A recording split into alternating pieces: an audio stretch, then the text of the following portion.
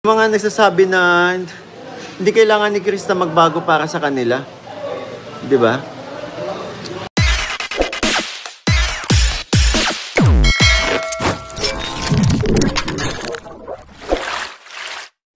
Okay guys, isang mapagpalang umaga, tanghali, gabi po sa inyo lahat. Sana po ang lahat ay nasa mabuting kalagayan at ligtas po sa anumang kapahamakan. Saan man po kayo dako ng mundo naroroon. Ako po muli ang inyong lingkod, Maestro 21 TV. At sa ating video ngayong araw na ito mga kalingap ay pag-usapan po nga natin itong paglabas po, pagbibigay po ng opinion o saloobin itong si Mikoy o Kalingap Mikoy sa pambabas po kay sa kanya pong tandem na si Krista. Okay, so sa mga nagdaang araw mga kalingap ay alam po naman po natin na pinagpiestahan, pinag-usapan po ang tandem na ito at maraming kumu-question, mainit po ang mata, lalo na po itong mga katunggali, itong mga anti-kalingap na tinatawag po natin ay kinu-question po itong tandem na ito dahil sinasabi dahil ito po ay, yung babae, si Krista po ay minor de edad. Okay? So, yan po ay nagpalawig, nagpalaot ang usapin at ngayon nga naman po ay pakinggan naman po natin ang saloobin po ni Kalingap Mikoy tungkol po doon sa usapin na pambabas po kay Krista. So, yan po ang ating paksa ngayong araw na ito mga Kalingap. Pero bago po yan, tayo muna po ay magbibigay po kay sama at founder po ng Kalingap, Kuya Bal Santos Matubang. At ang kilikin po natin, Ate Edna Vlog, Kalingap Rob, Kalingap Dan. At syempre, kung bagong dating lang po kayo, bagong silip lang po kayo sa ating munting channel, sana po ay inyo rin pong tangkilikin sa pamamagitan po ng pagbibigay nyo po ng like, share, and subscribe. At tuloy, pindutin na rin po ang notification bell. At ang isa ganon, tayo pa rin po ay magkita-kita at magsama-sama sa susunod pa pong mga reaction videos na ating gagawin. Likewise, may galog shout out sa ating mga kasamahan po dyan sa Karepa, Kalingap Reactor Partners. Sa pamumuno po yan ng ating presidente, Javier De Leon, aka Birador. At tangkilikin din po natin mga Kalingap, ang ating mga Kalingap Partners, Kalingap Charity Vloggers. Lalo na po yan yung mga nandyan sa mga iba't ibang Kalingap landing pad na mayroon po tayo sa ating bansa. Okay? So, sa ating pagpapatuloy mga Kalingap ay panuorin natin ang isang maikling video clip po na ating kinuha sa naging live po ni Kalingap Mikoy tungkol nga po doon sa pagtatanggol po niya at paglalabas po niya ng kanyang saloobin tungkol sa pambabas sa kanya pong tandem na si Krista. Okay, panuorin po natin mga Kalingap. Sabi ko lang naman ng yung mga nagsasabi na hindi kailangan ni Krista magbago para sa kanila. 'Di ba?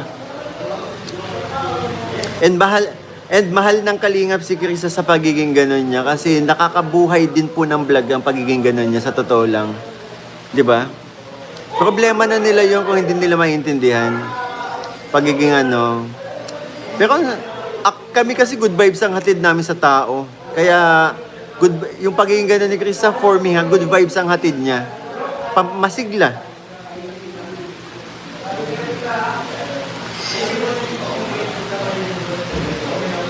Yes, enjoy lang. One Kalingap, one family. Malambing pati si CJ. Oh. Ang layo ko na sa kanilang, ingay pa din.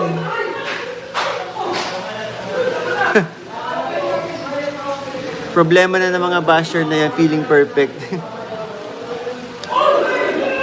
Bakit din? Tsaka kung makaan sila, parang nilang din nila kami kilala, di ba? Na kaming mga mikris ay maiingay talaga. Maingay, nagpapalitan ng mga ayaw magpatalo sa isa't isa. Ganun kami, di ba? Maging ako sa Kalingap, di ba po, ang ingay ko din. Pero hindi kasing ingay ni Beshi. Vernie Pabilona, tama, masayang vlogs na pagandyan si CJ at Beshi. Lalo na pag nagsasama yan, nagkakasama si CJ tsaka si Beshi. Ay naku, ingay, ang ingay ng vlog. Yun na si Krista, bakit babaguhin yun ni Krista? Very natural yan sila ni Mikoy, walang dapat baguhin. Totoo. Kahit ako, yung pagiging ano ko, hindi ko kailangan baguhin para lang sa mga mapanghusgang mga tao. Kung ano ako, pinapakita ko lang at masaya ako sa ginagawa ko. Tama, maganda yung may maingay sa samahan.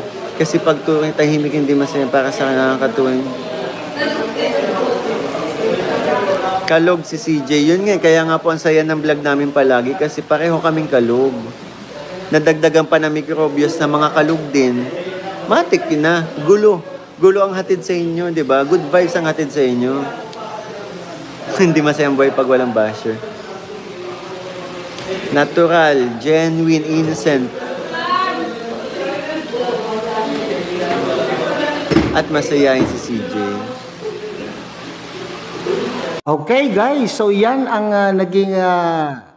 naging tugon ni o naging pahayag ni Mikoy sa kanya sa pambabaspo sa mga nambabaspo kay Krista. Okay? So parang sinasabi dito mga kalingap na we cannot change a person overnight.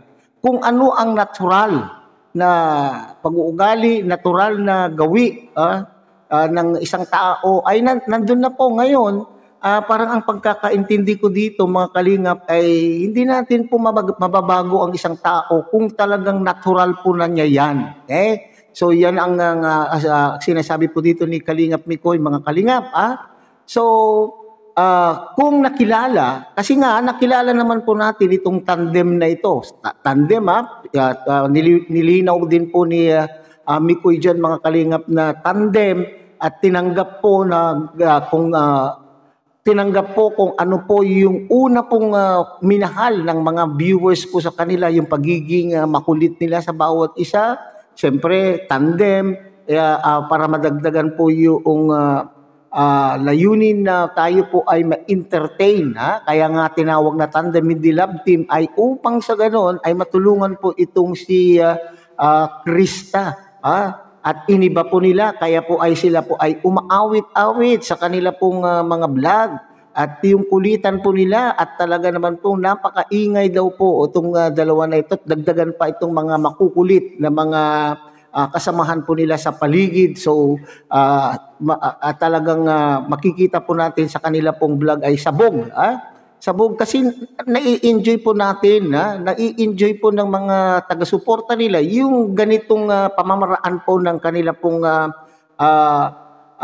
pagiging tandem. Okay? So siguro yung eksena na sinasabi na medyo pini-question ng ating mga moralista. Moralista bang mga itong mga moralista na hindi maintindihan, na hindi matanggap sa kanila pong na talagang sinasabi na malaswa o nalalaswahan po sila na itong si Krista ay ganitong umakto sa harap ng camera. So siguro ay wag po kayong mag-aalala at ito naman po ay maganda naman po ito ng paalala. Okay, siguro minsan ay pakinggan din po ng Mikris ang mga ganitong mga paalala, reminders, at hindi wag sana rin pong mamasamahin ng mga solid viewers o solid supporter po ng Mikris kasi ito po ay isang paalala. Okay? At siguro naman po, ito yung sinasabi po ni Mikoy dyan mga kalingap, siguro naman po ay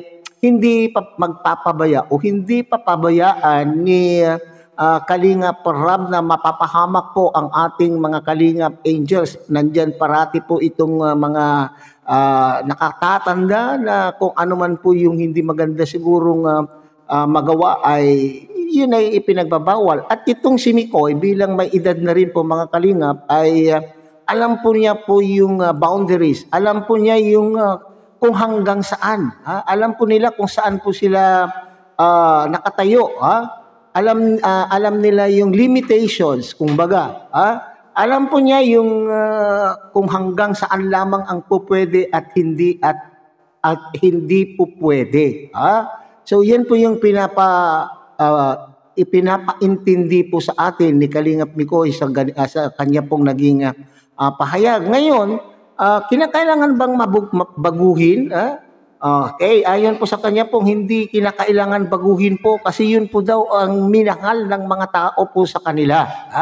So papaano naman pong magpatuloy po ang Mikris na ito ay kung babaguhin po natin na parang bagang mayroon pong kumbaga ay mayroon pong isang ingredients na nawawalaan at ano po yun? Yung pagiging malambing po nila sa bawat isa. Intindihin naman natin po siguro mga kalingap, bagamat medyo sa ating may mga edad na ay medyo hindi magandang tingnan, pero sa ngayon panahon po naman ay alam kung tandem, siguro itong si Krista mga kalingap ay inaano niya yung kanyang sarili na bilang isang pinakakuya po niya. Iniisip niya po siguro o inilalagay po niya sa isipan po niya na itong si Mikoy ay kanya pong kuya, kaya po siguro ay ganun kalambing o ganun kasweet kumilos itong si Krista.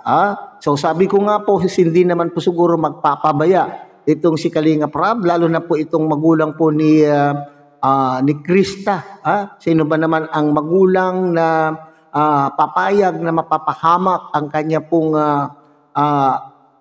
pong anak nasa murang edad ay mapapariwara. So ito intindihin na lang natin mga kalingap na ito isang palabas lamang po dito po sa social media na ating pong sinusubaybayan. Okay, kaya nga po sila po ay kumakanta, nagkukulitan sa vlog. So doon, bonus na lang po siguro mga kalingap kung mayroon pong pakilig factor tayong napapanood po sa kanila. Okay? So sana itong mga buzzers, mayroon daw po diyan mga buzzers na nanganganak na hindi naman po nagbubuntis. Ay nako po. Okay? So mahalin natin kung ano po sila at hindi nila po kailangan baguhin kung ano man po ang ano. Pero siguro sa aking palagay ay pakinggan din natin minsan yung mga puna na maaaring ikabubuti ng tandem. Okay? So hanggang dyan na lang muna tayo mga kalingap. Muli, tangkilikin po natin Kuya Bal Santos Matubang, Auntie Edna Vlog, Kalingap Rab, Kalingap Dan, at syempre, kung bagong muli pinapakiusapan po kayo na sana po ay tangkilikin din po ninyo ang munting channel na ito sa pamamagitan po ng pagbibigyan nyo po ng like, share, and subscribe at tuloy pindutin na rin po ang notification bell at nang sa ganon, tayo pa rin po ay magkita-kita at magsama-sama sa susunod pa pong mga reaction videos na ating gagawin. Muli isang mapagpalang umaga, tanghali, gabi po sa inyo lahat. Mabuhay po kayo at God bless everyone.